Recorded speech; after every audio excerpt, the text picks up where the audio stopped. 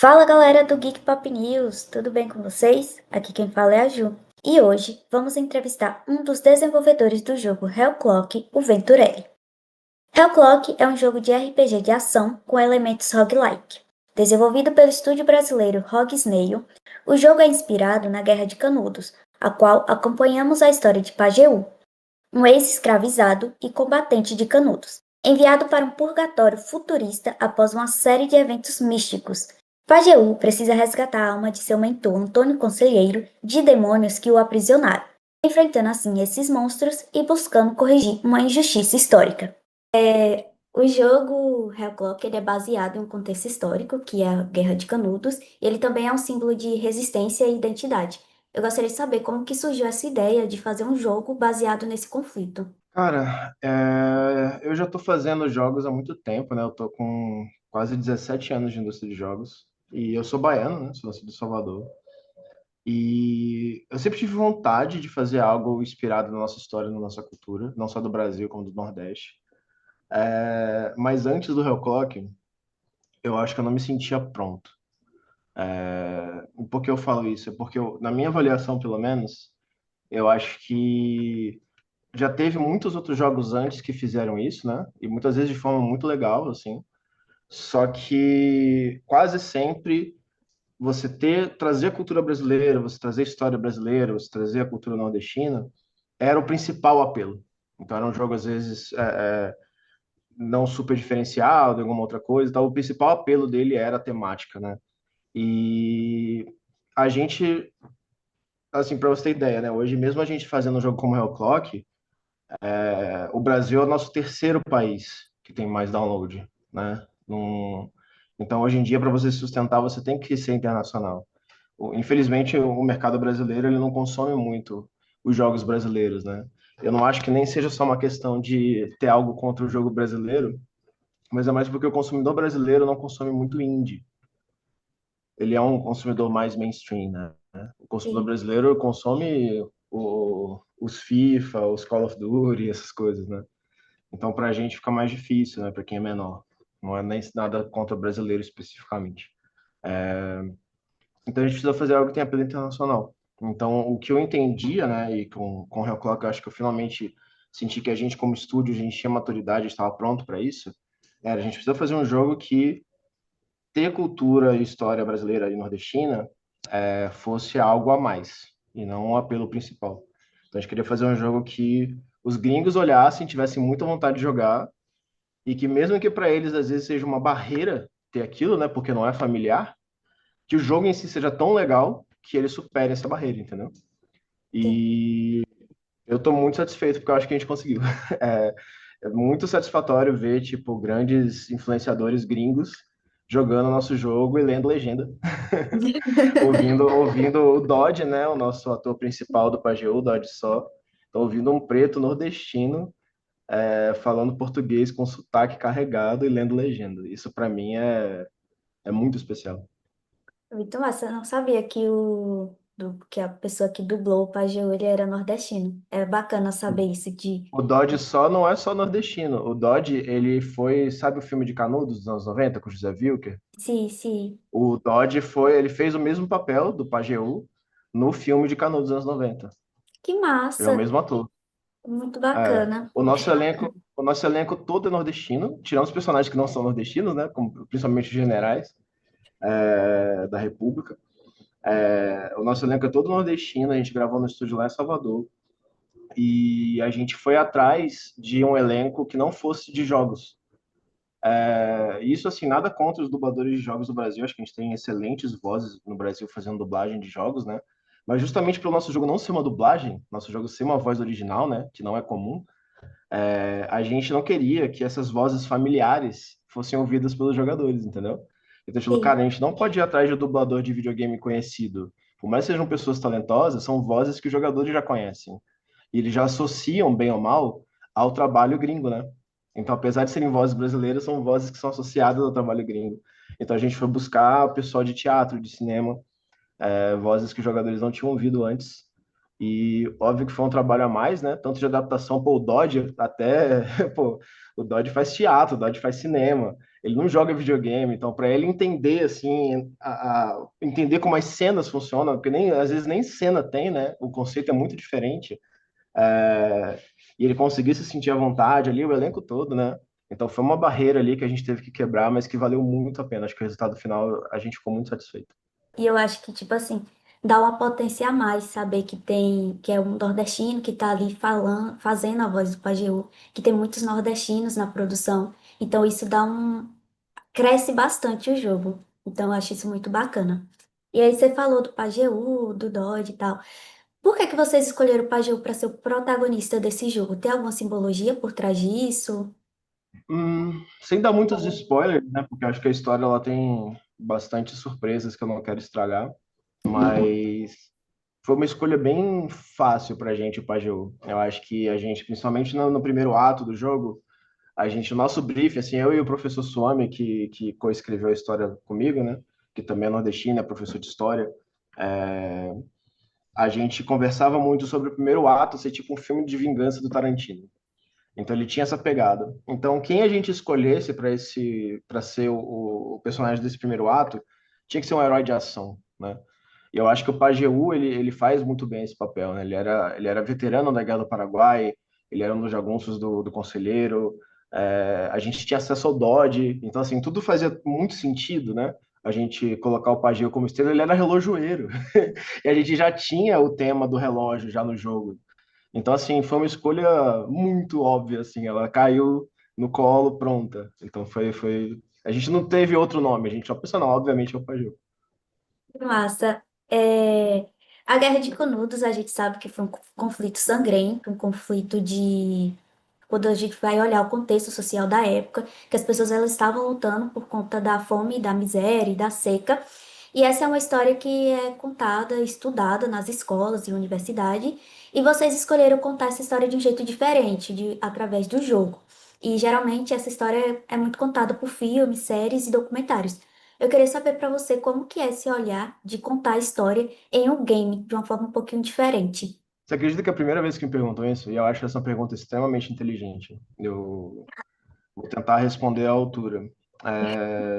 Para mim, o mais interessante ainda tem... É porque tem vários contextos, né? Se você olhar do contexto puramente funcional, acho que da esfera mais próxima, que existe a questão de ser interativo, né? E principalmente de ser não linear, e das pessoas às vezes prestarem atenção em diferentes coisas, em diferentes momentos, o que é muito diferente do teatro e do cinema, onde você tem controle sobre a atenção e o olhar, né? Você ser um bom cineasta, você tem um controle muito bom sobre o olhar e sobre as coisas, cada uma ter o seu tempo e a sua ordem, né? E você contar a história a partir dessa estrutura. Em jogo, em primeiro lugar, a gente não pode colocar, principalmente no gênero que o Hellclock tá, a gente sequer pode colocar a história em primeiro plano. Então a história não pode ser obstáculo, né? Então, esse gênero de jogo, por exemplo, eu gosto muito de Path of Exile. Eu tenho mais de 1.000 horas de Path of Exile. E se você me perguntar o que que acontece na história do Path of Exile, eu não sei te dizer. Eu não faço ideia do que está acontecendo naquele jogo. E eu acho que muitos jogadores são assim, entendeu? Então a gente, assim, desde o início a gente sabia que a história não poderia ter o palco principal, né, do jogo, era sobre jogabilidade. E ela estava ali, em primeiro lugar, para dar uma vibe, uma atmosfera, um tema em volta das coisas, e que existiria uma parcela dos jogadores que nunca ia além desse nível. Mas a gente sabia que, óbvio, né? Para os jogadores que tiverem interesse e tiverem vontade, a gente poder colocar mais camadas, né? Então a gente fez uma coisa muito mais simbólica, às vezes, artística. Eu acho que o jeito que a gente fez a história do Hellclock teve muito mais influência. O pessoal fala muito de Hades, né? Mas a gente se inspirou muito mais na série Souls, e pela maneira poética, indireta e sugerida que eles fazem, que eles contam as histórias, né? Então a gente deixou tudo muito mais poético, tudo muito mais sugerido. Os nossos diálogos, eles são no máximo 3 falas. Então a gente tem fala, contra e mais uma às vezes e acabou. Então a gente não tem, é muito rápido. O jogo é rápido, tudo é rápido. Então a gente chamava de tweets, né? Tipo, ó, conta num tweet. Isso aí. É, então a gente acaba deixando muita coisa sugerida e a gente vai acumulando meio que esse sentimento. E os personagens, como o jogo tem essa coisa de ser meio que um purgatório, né? Você tá ali meio que num limbo entre a vida e a morte, entre o passado e o futuro. Os personagens, eles têm aquele quê de assombração, assim, de fora do tempo. Então, às vezes, você vai conversar com alguns personagens, como acontece muito na série Souls também, né? E eles divagam poeticamente, né? Eles não vão necessariamente ter um diálogo com você, eles vão fazer um solo teatral ali sobre algum tema da cabeça deles. Que é uma linguagem muito interessante. Eu acho que, tirando um teatro experimental, assim, você dificilmente vai ver numa coisa mainstream, exceto nos jogos. Eu acho que isso é tão lindo nos jogos. Se você olhar, tipo, o jeito que a narrativa de um jogo tipo Dark Souls funciona, se você tentar replicar isso no cinema, você vai, você vai perder muito dinheiro, entendeu? Mas os jogos são uma mídia tão interessante, né, que ainda permite tanta experimentação, que um jogo como esse pode ser mainstream, né? E eu acho que a gente se apoiou muito nisso. E aí tem uma camada acima dessa, que é a cultural, né? Então, para a gente era muito sobre a gente olhar o que a gente estava fazendo, tentar, né, o máximo que a gente consegue, com uma lente de gringo. Então, como que o gringo percebe isso? Como que alguém que não faz ideia do que é isso está enxergando essas coisas? E o nosso objetivo era dois. Um era fazer com que aquilo fosse legal e parecesse maneiro. Então, a gente partia de coisas que pudessem ser familiares. Então, por exemplo, esse clima Diablo, né? Esse clima gótico, que nunca existiu gótico no Brasil, né? Ainda mais no sertão, tirando as igrejas, né? É, a gente traz um pouco disso, né? E mistura e mescla com o nosso e apresenta um pouco do novo misturado com o familiar. E a gente trabalhou muito isso, assim. Eu acho que a gente gastou, foi por isso que eu falei que eu senti que eu precisei de 17 anos de experiência até me sentir pronto para fazer esse jogo, porque a gente gastou um tempo e um esforço muito grande na temática, na história, na apresentação visual do jogo, muito mais do que em outros jogos, justamente por causa dos temas, porque essa inovação ela tem um custo, né? A gente precisa experimentar e tentar e até ficar realmente bom. Certo, você responder à altura. Vai ficar tranquilo. É, a gente Fabiano. vê que o jogo ele tem muitas referências, né? Uhum. É, os jogadores, quando forem jogar, vão notar isso, que tem referências no nome da base, que escolheram a base da cidade que Antônio Conselheiro nasceu, referências a algumas músicas, filmes, livros. E eu queria saber, assim, mexendo assim um pouquinho no emocional, qual referência você mais gosta, qual que você pensou e falou assim, nossa, essa daqui mexe bastante comigo, é a que eu mais gosto mesmo. Ah, cara, pra mim é o Diablo, é muito especial pra mim. Quando eu era um molequinho de 8 anos em Salvador, eu assim, a gente tinha um computador em casa, né? Mas não passava disso. Então, tipo, como minha mãe trabalhava com computador, a gente teve esse privilégio, né? Que nos anos 90 era muito difícil alguém ter um computador em casa, ainda mais lá em Salvador. E eu tinha acesso ao computador, só que meus pais não compravam jogo para mim. Então, o que acontecia era que, às vezes, quando meu avô me levava na banca de jornal, né, e a gente comprava aqueles CDs de demos que tinha, né? E na época era tipo R$ 5, R$ 6, sei lá, e tinha 30 demos de jogos, né? E era só isso que eu jogava. Era o meu acesso a videogame, era esse. E aí teve um demo do Diablo. E, cara, esse demo ele tinha só dois andares. Era o primeiro andar, o segundo, aí tinha um Butcher e acabava. E, cara, aquilo explodiu a minha mente de 8 anos de idade, de um jeito assim que eu joguei aquele demo, sei lá, umas 100 vezes, sem hipérbole. E eu infernizei tanto a cabeça da minha mãe que ela comprou pra mim. E até hoje eu sou muito grato. Eu não sei como que minha mãe comprou um jogo chamado Diablo para uma criança de 8 anos, de tanto que eu infernizei ela com isso. E eu tenho até hoje, tá aqui a caixa guardada na minha casa. E foi muito especial, assim, foi meu primeiro jogo que eu tive físico, assim.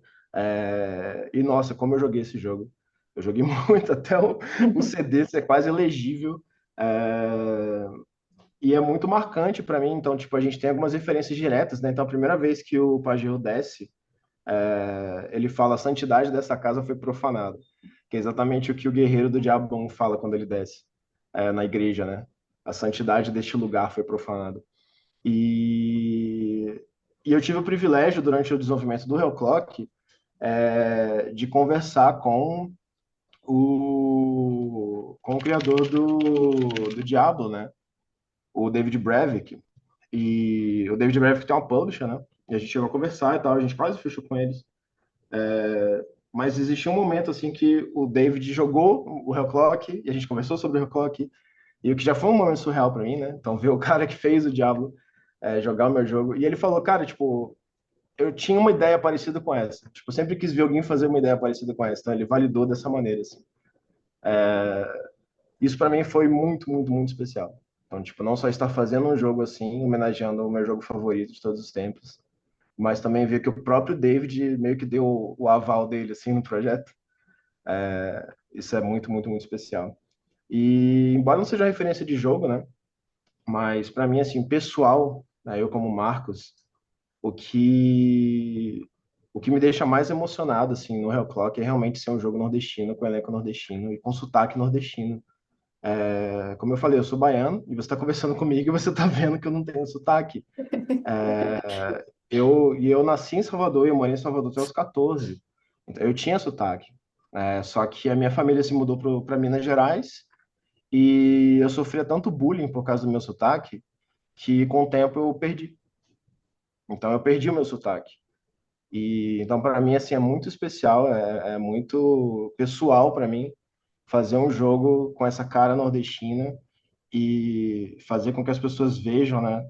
Acho que eu colocar mais um tijolinho assim de que o Nordeste é foda, para que no futuro crianças não sejam bulliadas igual eu fui, e sim, tipo, que as outras crianças achem da hora, tá ligado? Mas enfim. Massa, massa. Eu sou nordestina, sou baiana, e posso dizer que eu acho que você representou o jogo de uma forma, assim, incrível, de uma forma, assim, muito respeitosa. E isso é incrível. Quando eu joguei e eu vi o sotaque, eu vi as referências, eu fiquei, meu Deus, isso é muito foda ter essa representatividade. Então, acho que o jogo é uma potência muito grande, tanto para você, mas também quanto para a gente que joga, e principalmente para nós nordestinos também. E aí, para finalizar, eu queria que você usasse esse espaço para mandar um recado pessoal, convidar para poder jogar e tudo mais. Tá ótimo, obrigado, Júlio. É, eu gostaria de pedir para todo mundo que ainda joga nosso demo. O Hell Clock está com demo ainda no Steam Next Fest, que é o festival de demos gratuitos da Steam. Está disponível de graça. Inclusive, a gente acabou de bater a nota máxima lá, Overwhelmingly Positive. A gente está 96% com 500 reviews positivos. E coloca o jogo na lista de desejos, que isso ajuda muito. O jogo vai lançar agora no dia 22 de julho. E provavelmente, quando o jogo lançar, a publisher vai tirar o demo. Então, essa é a oportunidade de todo mundo jogar de graça o demo. Então, por favor, joguem. Deem feedback, a gente está arrumando coisa. Embora o jogo esteja 96% positivo, né? 96 não é 100, então tem coisa para arrumar sempre. Então, deem feedback para a gente está arrumando as coisas. E é isso. Obrigado. A gente vai sair para PC em primeiro lugar, né? Só na Steam, mas os nossos planos é provavelmente até o comecinho do ano que vem. A gente quer fazer consoles, a gente quer fazer celular, a gente quer fazer tudo. Obrigada. É isso, pessoal. Se você gostou dessa entrevista, então não se esqueça de curtir, comentar e compartilhar com seus amigos.